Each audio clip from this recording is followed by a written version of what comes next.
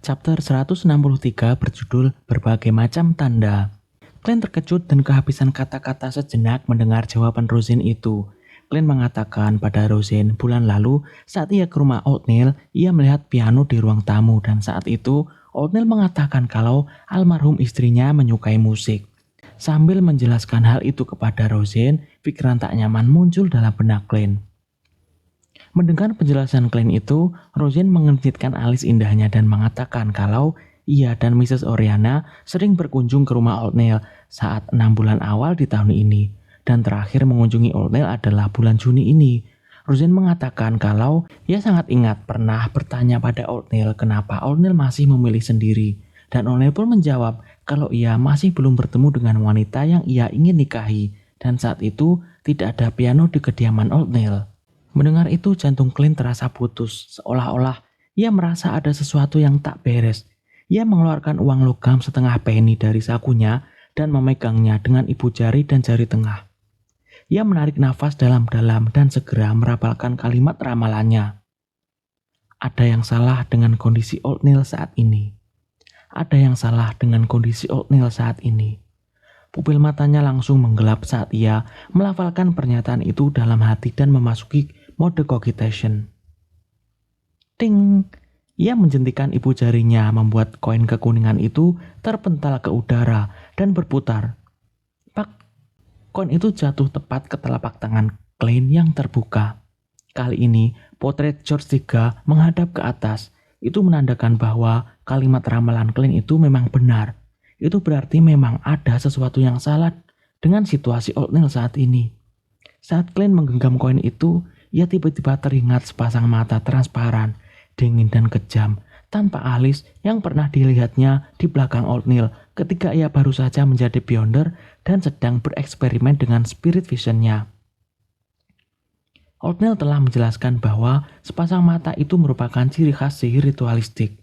Lalu Glenn berkata dalam hati, benar juga. Aku juga melihat sosok manusia yang nyaris tak berwujud di dekat pintu di tepi cahaya.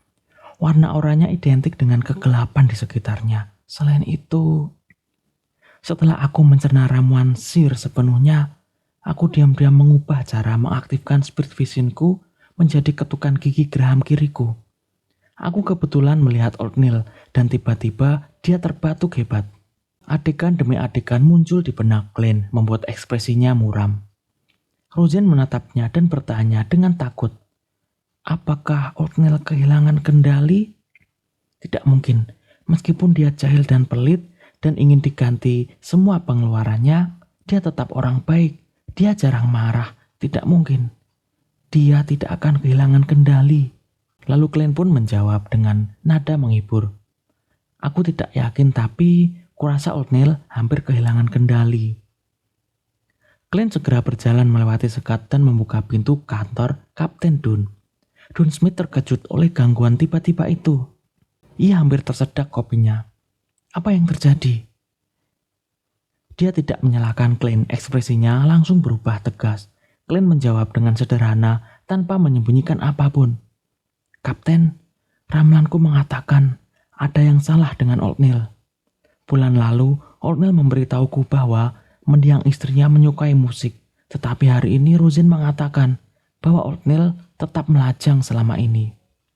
Juga pada hari aku menjadi pioner, aku melihat sepasang mata misterius mengawasi segala sesuatu di belakang Oatmeal. Ada juga sosok manusia yang hampir transparan di dekat pintu yang memata-matai kami. Dia memberitahuku bahwa itu adalah karakteristik sihir ritual. Aku merasa ada yang tidak beres dan karena itu mencoba meramalnya. Setelah Dunn selesai mendengarkan dengan seksama, dia langsung berdiri sambil berjalan ke rak mantelnya. Ia bertanya dengan bingung, mengapa kau tidak langsung meramal apakah Oatmeal telah kehilangan kendali? Glenn pun menjawab, selama sebulan terakhir, Oatmeal tidak bertindak berbeda dari pioner biasa. Dia bahkan bekerja sama denganku untuk membantu Swain menghadapi seorang Mandate Punisher yang telah kehilangan kendali. Aku juga mengamati warna auranya dari waktu ke waktu dan menyadari bahwa dia relatif sehat terlepas dari kelemahannya akibat usia tua. Jadi kupikir dia hanya hampir kehilangan kendali. dia masih bisa diselamatkan. Klein menjelaskan sudut pandangnya dengan singkat. Dun mengenakan topi hitam dan jaketnya lalu mengangguk. Ia kemudian berkata, kesimpulanmu masuk akal.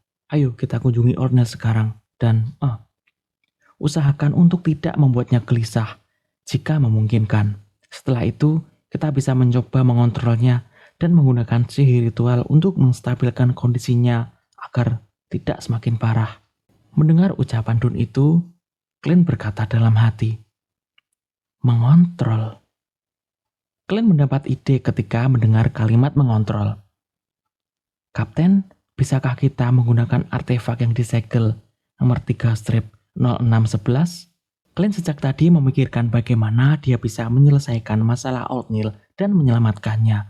Tetapi ia belum menemukan jawabannya karena ia terlalu bingung, terlalu gelisah, dan terlalu khawatir. Ia teringat oleh kata-kata Dun Smith dan ingat bahwa artefak yang disegel mungkin berguna. Nomor 0611.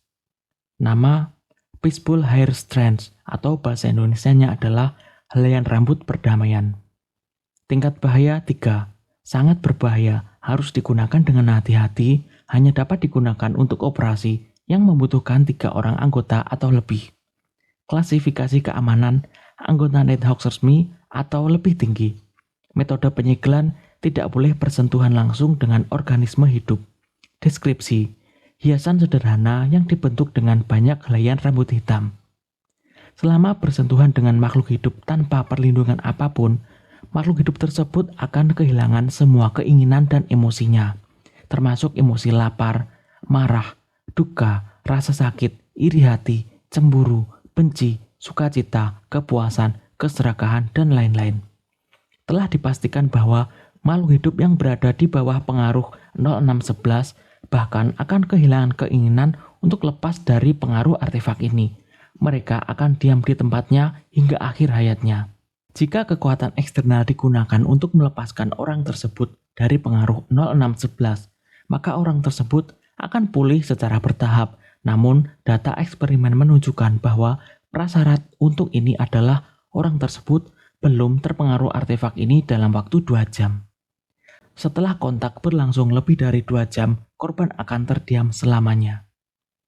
Sekuens tertinggi yang pernah diuji adalah sekuens 5. Kau dapat menghindari kontak dengan cara seperti mengenakan sarung tangan. Helaian rambut tersebut tidak dilengkapi dengan kemampuan untuk hidup. Rambut tersebut tidak memiliki kecenderungan untuk lolos dari segel. Catatan, helaian rambut ini muncul saat ada orang yang mencoba naik ke sekuens lebih tinggi namun gagal. Dan helaian rambut itu adalah sesuatu yang tertinggal saat salah seorang kapten Nighthawks gagal naik ke sekuens 6. Dun yang bermata abu-abu mengangguk setelah mendengar Klein. Saran bagus. Aku hampir lupa soal 3 strip 0611 ini. Cari Royal di ruang hiburan. Aku akan mengambil artefak yang disegel itu dari gerbang Canis dan menyerahkan surat permohonan peminjamannya setelah kita kembali.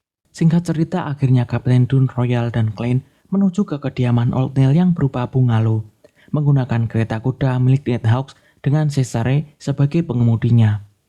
Artefak itu berupa helaian rambut hitam yang tampak kusut dan dibawa Kapten Dun yang menggunakan sarung tangan hitam, serta tak tampak aneh sama sekali. Mungkin jika dibuang di pinggir jalan pun, orang-orang akan mengabaikannya. Roda kereta kuda bergulir melintasi jalan aspal yang basah karena hujan. Interior kereta terasa lebih sunyi daripada malam. Tak diketahui berapa lama waktu telah berlalu hingga Dun menghela nafas, kemudian ia berkata, Oatmeal memiliki seorang pasangan saat ia masih muda, dan mereka berdua hampir bertunangan. Namun tiba-tiba pasangan Oatmeal itu sakit parah. Oatmeal memberanikan diri membuka rahasia para Beyonder dan mencoba menggunakan sihir ritual untuk menyelamatkannya. Namun, ia tak berhasil. Saat itu Oatmeal hanyalah seorang pemula dalam hal mistisisme.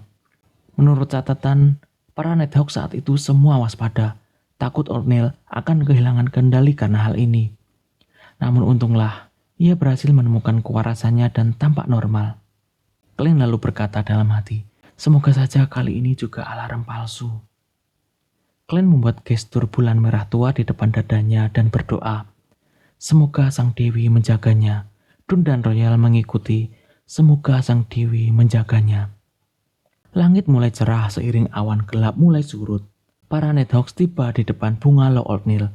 Setelah meminta si Sare mengemudikan kereta kuda menjauh, Dun menenangkan diri dan berjalan menuju pintu utama. Tongkat di satu tangan dan artefak tersegel nomor 3-0611 di tangan lainnya. Clint menurunkan topinya sementara ia dan Royal mengikuti di belakang kapten. Mereka berjalan melewati taman mawar dan min emas. Ketika mereka sampai di depan pintu, Clint melangkah maju dan menarik tali yang terhubung ke bel di dalam ruangan. Klak, klak, klak. Dentang merdu bergema di rumah itu memecah kesunyian yang pekat. Clint menarik beberapa kali lagi, lalu dengan sopan mundur selangkah tanpa mencoba lagi. Ketiga Nighthawks menunggu dengan sabar selama beberapa menit, tetapi mereka tidak mendengar langkah kaki mendekati pintu.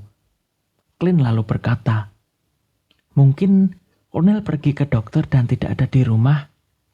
Ia memaksakan senyumnya. Clint belum menyelesaikan kalimatnya ketika sebuah melodi terdengar dari dalam. Itu adalah alunan musik dari piano.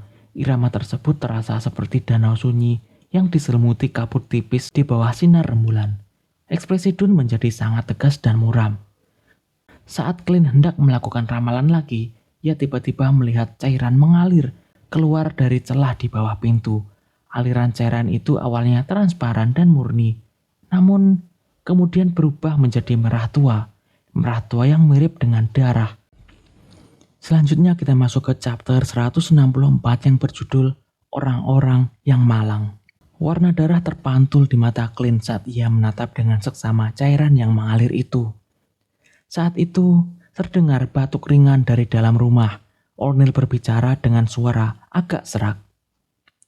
"Dun, kenapa kau kesini?" Mata abu-abu Dun begitu dalam, suaranya yang lembut menjawab dengan tenang. "Kudengar kau sakit, jadi kami datang berkunjung." Tiba-tiba keheningan menyelimuti rumah itu beberapa detik kemudian. O'Neill meraung marah dan ketakutan. "Tidak, kau bohong." Tanpa menunggu Clint dan rekan-rekannya mengucapkan sepatah kata pun, nadanya tiba-tiba melemah. "Iya, aku tahu kondisiku sedang tidak baik." Kemudian Clint berkata dalam hati, "O'Neill." Clint memejamkan matanya, tetapi cairan berdarah yang merembes melalui celah di bawah pintu tak kunjung berhenti. Kemudian O'Neill meninggikan suaranya dan berkata, "Selama ini, aku tidak pernah menyakiti siapapun. Dan aku juga tidak pernah berpikir untuk menyakiti siapapun. Aku tidak pernah membocorkan rahasia Nighthawks. Meski satupun. Aku pernah meminta ganti atas biaya yang tidak semestinya. Aku benar-benar tidak melakukan kejahatan apapun." Clint, aku mengajarimu tentang pepatah Mystery Prayer. Lakukan sesukamu tapi jangan menyakiti. Aku masih hidup dengan pepatah itu. Aku lebih suka bersabar. Aku lebih suka bertahan daripada melakukan hal-hal yang akan menyakiti orang lain. Setelah berkata demikian, ia memohon dengan tulus dalam ketakutan. "Dun, Royal, Clint, kembalilah. Tunggu sampai besok. Besok, aku akan kembali normal. Aku bersumpah demi Sang Dewi. Aku tidak akan menyakiti siapapun. Sungguh." Dun memejamkan mata dan bertanya dengan lembut, "Apa rencanamu? Apa yang sedang coba kau lakukan selama ini?" O'Neill lalu menjawab, "Aku?" O'Neill awalnya bingung sebelum ia menjelaskan dengan nada penuh harapan. "Aku sedang mencoba untuk membangkitkan Celestia." "Dun, aku menemukan caranya. Aku di jalur yang benar. Seharusnya kau sudah mendengarnya kan? Saat itu, aku membuat kesalahan saat ritual sihir untuk mengobati penyakitnya. Jadi aku gagal. Aku gagal menyelamatkannya. Sekarang, aku tahu itu karena aku belum menguasai mistisisme. Tapi sekarang, aku punya cukup pengetahuan dan pengalaman untuk menyelesaikan semuanya. Sangat disayangkan, aku tidak terinspirasi oleh pepatah Mystery Prayer dan contoh dari Delhi. Aku melewatkan kesempatan terbaik. Seandainya aku seorang Beyonder sequence tinggi, semua ini akan menjadi sangat mudah. Saat dia berbicara, suara Oatmeal terdengar berlinang air mata. Tidak, aku tidak bisa menyerah lagi. Dun, kembalilah. Kembalilah, kumohon padamu. Glenn mengertakkan giginya ketika mendengar Kapten bertanya dengan emosional. Bagaimana rencanamu untuk membangkitkan Calliste? Oatmeal seketika menjadi sangat bersemangat. Aku akan menggunakan metode alkimia kehidupan guna menciptakan tubuh abadi untuknya. Dun, kau mungkin tidak tahu, tapi Beyonder Sequence 4 dari Gereja Mother Earth atau bahasa Indonesianya adalah Ibu Pertiwi sangat ahli dalam hal ini. Sequence yang sesuai di jalur Seven atau bahasa Indonesianya adalah sarjana juga bisa melakukannya. Ya, aku akan menyelesaikannya dengan bantuan dewa. Lalu, aku akan memanggil rohnya dari dunia roh dan berdoa memohon bantuan dewa untuk menyatukan roh dan tubuhnya. Ide yang bagus, bukan? Dun mengangkat sudut bibirnya dengan paksa dan berkata, benar, ide yang bagus. Oatmeal, izinkan kami masuk. Mungkin kami bisa membantumu. Dun, apa kau masih belum rela melepasku? Kembalilah saja, kumohon. Aku akan kembali normal besok. Sungguh, Dun, aku bersumpah tidak akan pernah mencuri biji kopimu lagi. Clint, Royal, aku tidak akan memaksamu membantuku dengan klaim untuk ganti pengeluaranku yang tidak pantas. Sungguh. Catatan, bagi yang bingung ini maksudnya adalah ganti dari pengeluaran uang yang dikeluarkan oleh Oatmeal ya. Jadi Nighthawk akan mengganti pengeluaran anggotanya selama pengeluaran itu berhubungan dengan misi atau yang bersangkutan dengan pengembangan diri. Nah, Oatmeal mengajari cara mengklaim ganti rugi pengeluaran itu pada Clint. Tentu saja ilmu ini sangat berguna bagi Clint yang sangat suka dengan uang. Oke, lanjut. Dalam pandangan Clint dan Royal yang kabur karena air mata, Dun tampak menundukkan kepalanya sebelum mengangkatnya kembali. Oatmeal, kau salah paham. Kami di sini untuk mengunjungimu. Kau rekan satu tim kami kan? Kau sakit dan kau sedang tidak sehat. Kami memang perlu mengunjungimu. Tolong buka pintunya. Izinkan kami menemuimu agar kami bisa memastikannya. Jika kau benar-benar baik saja, kami akan segera kembali. Seperti yang kau tahu, akhir-akhir ini ada banyak misi. Kami harus memantau rumah sakit jiwa sambil menangani berbagai insiden mendadak lainnya. Oatmeal ragu sejenak sebelum berkata, sebenarnya tidak ada yang serius dengan kondisiku. Aku akan pulih besok. Air berdarah yang mengalir keluar melalui celah di bawah pintu itu mengalir menuruni tangga menuju jalan setapak batu dan membasahi tanah kebun. Oatmeal, kita sudah saling kenal sekitar 15 tahun kan? Kita sudah mengerjakan banyak misi bersama. Aku benar-benar khawatir dan cemas padamu. Aku harus melihatmu dengan mata kepalaku sendiri sebelum aku bisa merasa tenang, kata Dun dengan lembut. Baiklah. Wajah Oatmeal berubah masam. Kemudian ia melanjutkan, benar-benar tidak ada masalah denganku. Dengan suara berderit, pintu terbuka perlahan.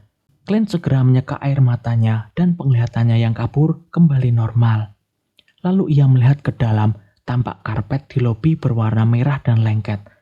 Berlumuran darah dan rambut, ia melihat ke depan dan ke atas dan menyadari bahwa lantai, langit-langit, meja bundar, piano, dan kursi ruang tamu semuanya berlumuran cairan menjijikkan, lengket, dan berambut yang sama. Kepala Oatmeal tergantung di udara, terhubung ke langit-langit oleh cairan kental. Dahi dan pipinya masing-masing memiliki sepasang mata. Mata itu dingin dan kejam tanpa bulu mata. Tombol tuts piano menari sendiri, memainkan nada yang merdu. Dun, lihat, aku baik-baik saja bukan? Kata Oatmeal dengan senyum cerah. Royal, Clint, kau juga berpikir begitu kan? Saat Oatmeal membuka mulutnya, Clint melihat cairan kental berbulu dan berdarah yang sama mengalir dari dalam mulut itu. Mata abu-abu Dun berbinar-binar saat ia mengobrol seolah-olah semuanya normal. Oatmeal, dari mana kau belajar alkimia kehidupan dan ritual kebangkitan? Oatmeal menjawab dengan penuh semangat. Aku mendengarnya di telingaku. Aku mencoba bagian pertama dan memastikan bahwa semua yang kudengar itu benar. Itu anugerah dari dewa. Dan dia terus menggambarkannya di telingaku. Dia terus menggambarkan. Dia adalah. Suara Oatmeal terhenti. Lebih dari 10 detik kemudian, ia melanjutkan dengan ketakutan dan kebingungan. Dia adalah Hidden Sage, atau bahasa Indonesianya adalah petapa tersembunyi. Glenn lalu berkata dalam hati, Hidden Sage, bukankah itu adalah dewa non-antropomorfik yang dipercayai oleh Moses Ascetic Order, atau bahasa Indonesianya adalah Ordo Petapa Musa. Dewa yang dibangkitkan mendatangkan kejahatan dan kerusakan. Moses Ascetic Order, mereka memiliki sequence dari jalur misteri prayer yang lengkap. Hati Glenn tergerak saat banyak pikiran muncul di benaknya. Setelah menyebut Moses Ascetic Order, Oatmeal tampak akhirnya terbangun dan sadar. Ia melihat sekeliling dengan hampa dan mengamati segalanya. Dalam keheningan yang tak terlukiskan, keenam matanya menatap Dun. Ia berkata dengan senyum getir, jadi ternyata aku sudah menjadi monster ya. Tanpa menunggu Dun dan yang lainnya menjawab, Oatmeal tiba-tiba menampakkan senyum penuh rasa takut. Lepaskan aku, Dun. Aku akan pergi jauh ke pegunungan dan takkan muncul lagi. Aku takkan pernah menyakiti siapapun. Aku hanya ingin mencoba ritualku diam-diam. Sungguh, lepaskan aku. Kumohon. Saat itu Glenn merasakan sesuatu yang elusif hancur di depan matanya. Kemudian keempat mata Oatmeal yang tampak dingin dan tanpa bulu mata itu berkilat gelap dan menatap Dun dengan seksama. Ekspresinya tiba-tiba berubah dingin. Kau ingin menarikku ke dalam mimpi? Tidak, itu tak akan berhasil. Mataku bisa melihat menembus semua itu. Darah lengket yang menutupi langit-langit, lantai, dan dinding mulai menggeliat seperti raksasa yang membuka mulutnya untuk menelan Glenn dan kawan-kawan. Kepala Oatmeal menjadi kabur seperti bayangan yang tumpang tindih. Glenn tidak meraba revolvernya, ia justru merogoh sakunya dan berniat menggunakan charm tidurnya. Tiba-tiba, segalanya menjadi tenang di hadapannya. Cairan lengket berdarah itu tiba-tiba berubah tenang, seperti danau yang tenang. Oatmeal kehilangan sikap dingin, kebencian, hasrat, dan semua ekspresi lainnya. Ia menjadi tenang dan damai. Tak diketahui kapan Dun melemparkan artefak yang disegel nomor 3-0611 ke dalam darah.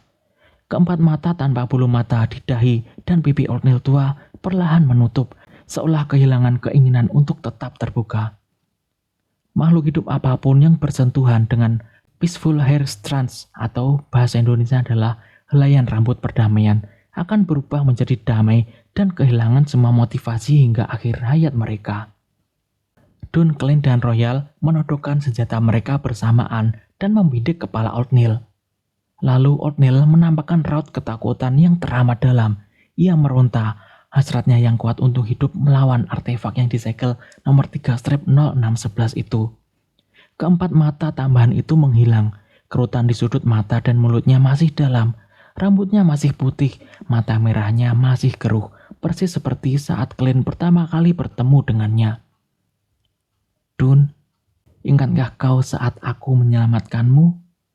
Royal, ingatkah kau saat aku membantumu menyelamatkan nyawa keluargamu? Glenn, ingatkah kau bagaimana aku mengajarimu mistisisme setiap hari? Ingatkah kau saat kita membahas cara mengajukan klaim ganti rugi? Ingatkah kau bagaimana aku membuatkanmu kopi bubuk? Ingatkah kau saat kita melawan anggota Mandate Punisher yang hilang kendali? Permohonan ilusif itu bergema di telinga Glenn. Tangan kanannya yang memegang revolver bergetar. Ia dengan susah payah menarik pelatuknya. Lalu, 2 peluru perak pemburu iblis melesat keluar dan menembus kepala Oatmeal satu demi satu. Glenn memperhatikan wajah yang familiar dan tak lazim itu menampakkan ekspresi putus asa.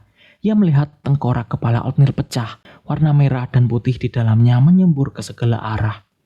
Darah lengket yang menyelimuti sekeliling mereka mulai menyusut, kemudian mengalir kembali ke kepala Oatmeal yang hancur dan jatuh ke lantai. Dun dan Royal menurunkan senjata mereka bersamaan. dan semuanya hening. Glenn menatap segala sesuatu di hadapannya. Tubuh Oldneil telah berubah menjadi gumpalan daging busuk. Ia melihat sepasang mata, merah tua dan sebening kristal, namun tampak sangat kesakitan di antara darah dan daging. Ia merasa semua yang terjadi hanyalah mimpi, dan merasa mustahil untuk mempercayai rangkaian peristiwa dan bagaimana semuanya berakhir. Ia berdiri tercengang saat melihat Dun maju 2 langkah. Tubuh Dun membungkuk. Dun menatap tubuh Oldneil dan bergumam berat. Kita adalah penjaga, tetapi juga sekelompok orang malang yang terus-menerus berjuang melawan ancaman dan kegilaan. Catatan, bagi yang belum paham, yang diucapkan Dun tadi adalah quote yang diucapkan oleh Uskup Agung Canis, yang sering diucapkan Dun kepada para anggotanya di awal-awal chapter dulu. Selanjutnya kita masuk ke chapter 165 yang berjudul Batu Nisan. Kata-kata Dun bergema di seluruh kediaman Oldneil. Suaranya bergema di lantai, dinding, dan langit-langit yang berkarat, serta di dalam pikiran dan jiwa Glenn. Ia sekarang lebih memahami arti di balik kalimat itu yang sebenarnya. Ia merasa tak akan melupakan perasaan ini seumur hidupnya, bahkan jika ia kembali ke bumi. Di tengah suasana yang hening, Dun berjalan menuju tubuh Oldneil dan berlutut. Ia mengeluarkan sapu tangan putih dari saku jaketnya dan menutupi bola mata merah tua berkaca-kaca yang tampak kesakitan itu dengan sapu tangan. Pada saat itu Glenn menyadari bahwa tuts-tuts piano telah berhenti bergerak. Sesosok samar dan tembus pandang muncul. Ini Glenn yang telah mengaktifkan spirit vision-nya sebelum masuk rumah terpaku. Ia baru menyadari jiwa aneh ini sampai sekarang.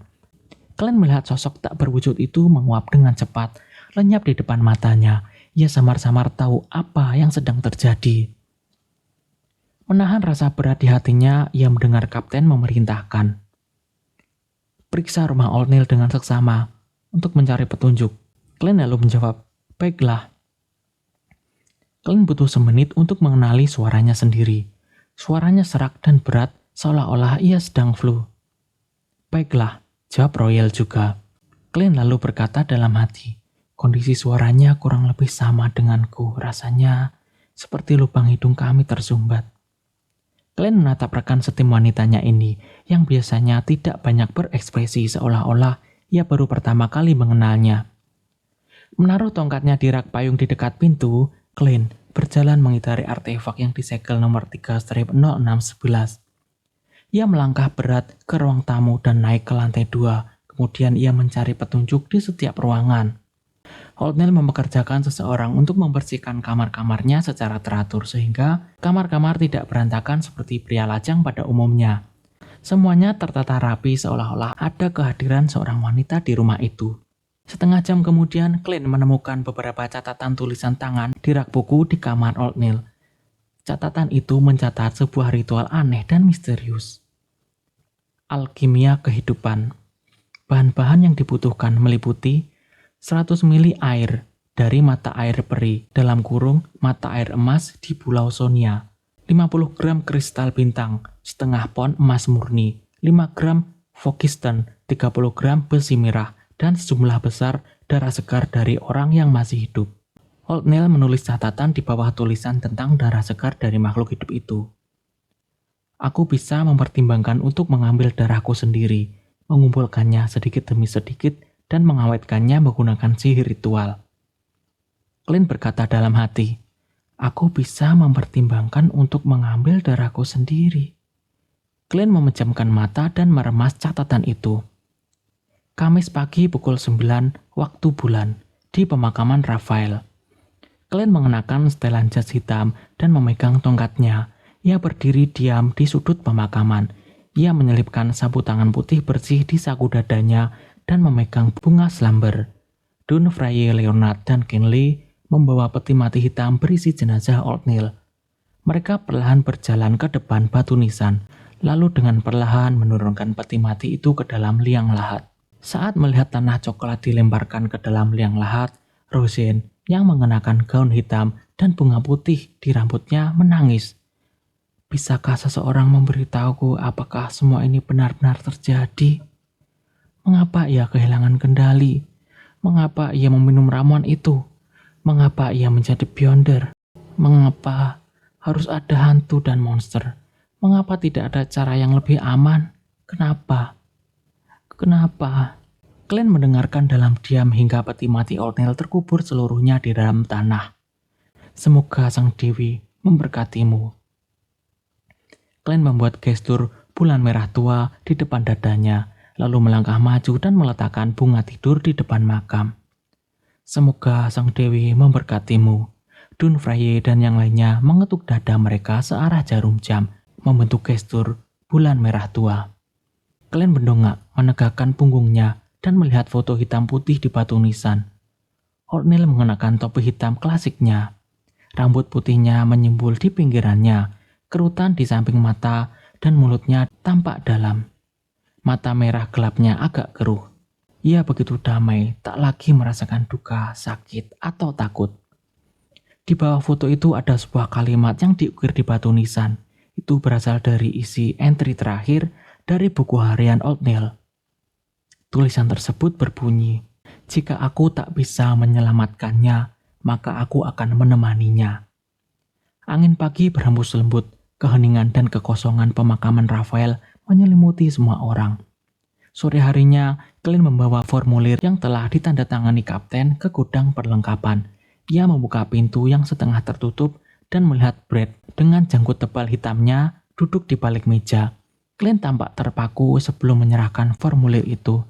50 butir peluru biasa. Saat mengajukan permintaan, ia melirik kaleng di atas meja. Ia merasa seolah-olah bisa mencium aroma kopi giling tangan dan mendengar kata-kata nakal yang biasa diucapkan Oldnell di telinganya. Kata-kata itu adalah, "Tapi kenapa kau harus menunggu sampai kau punya uang lebih? Kau kan bisa mengajukan permohonan kepada Kapten Dun dan membuatnya menyetujui pengeluaran ini." Brad memperhatikan ekspresi Glenn dan menghela nafas. Ia berkata, "Aku bisa mengerti perasaanmu. Aku sendiri tidak percaya Oldnell akan meninggalkan kita seperti itu. Terkadang, aku bahkan merasa seolah-olah ini hanyalah mimpi yang diciptakan oleh Kapten." Glenn lalu menjawab, "Mungkin inilah takdir dari banyak anggota Nighthawks." Jawab Glenn dengan senyum ketir. Setelah kejadian ini, ia merasa kekecewaan dan kebencian yang jauh lebih besar terhadap para petinggi gereja karena merahasiakan metode acting. Semoga tragedi seperti ini berkurang. Semoga Sang Dewi memberkati kita. Brad membuat gestur bulan merah tua di depan dadanya. Ia mengambil formulir dari Glenn tersebut lalu menuju gudang senjata. Bang, bang, bang. Bau bubuk mesiu memenuhi udara. Glenn melampiaskan rasa frustasinya pada target yang ia tembak, hingga ia menyelesaikan peluru yang dimintanya. Ia kemudian menenangkan diri dan naik kereta kuda ke rumah Gawain. Ia menyelesaikan serangkaian latihan seolah-olah ia sedang menyiksa dirinya sendiri, hingga Gawain menyuruhnya untuk berhenti. Latihan bela diri bukan untuk melukai diri sendiri. Gawain menatap Glenn dengan mata hijaunya yang keruh. "Maaf guru, aku agak lesu hari ini." Glenn menghela nafas dan mencoba menjelaskan. "Apa yang terjadi?" Gawain bertanya tanpa gejolak emosi. Glenn berpikir sejenak lalu menjawab dengan singkat. "Salah seorang rekanku meninggal dunia secara tiba-tiba." Gawain terdiam beberapa detik. Ia mengelus kumis pirangnya dan berkata dengan suara singkat, "Aku pernah kehilangan 325 rekanku dalam rentang waktu 5 menit. Di antaranya ada 10 orang yang bisa kupercayai dengan nyawaku." Glenn menghela nafas dan berkata, "Itulah kekejaman perang." Gawain meliriknya sekilas dan tertawa merewehkan diri sendiri. Hal yang paling kejam dari semuanya adalah kenyataan bahwa aku tak pernah bisa membalas dendam untuk mereka. Aku tak pernah bisa mewujudkan impian mereka, dan jawabannya selalu luput dariku. Sedangkan kau masih punya banyak kesempatan. Meskipun aku tak tahu persis apa yang terjadi, aku tahu kau masih muda, kau masih punya banyak kesempatan." Glenn terdiam sejenak. Ia menarik nafas dan menenangkan diri. "Terima kasih, guru." Gawain mengangguk dan berkata tanpa ekspresi, "Beristirahatlah 10 menit, lalu lakukan 10 set latihan lagi yang baru saja kau lakukan." Glenn terdiam.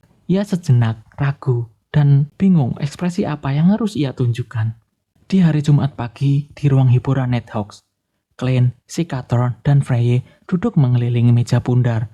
Namun mereka tidak sedang bermain kartu. Salah satu dari mereka membolak-balik koran. Yang lain menatap kosong keluar jendela Oriel. Dan yang terakhir memegang pena. Ingin menulis sesuatu tapi gagal. Ruangan itu hening, tak ada yang berbicara. Dan tidak ada yang bercanda. Suasananya terasa berat. Klein menghela nafas. Ia menurunkan korannya dan berencana untuk fokus membaca materi yang ia temukan. Pada saat itu, Dunsmith mengetuk dan memasuki ruangan. Ia melihat sekeliling, kemudian berkata, "Klein, keluar sebentar." "Apa yang terjadi?" kata Klein dalam hati. Ia kemudian berdiri dan berjalan keluar dari ruang hiburan. Dun berdiri di pintu masuk tangga menuju ruang bawah tanah. Ia berbalik dan menatap Klein. "Orang yang dikirim ke Katedral Suci sudah ada di sini." Klein berkata dalam hati, "Orang yang akan mengetesku ada di sini." Saraf Klein kemudian menegang.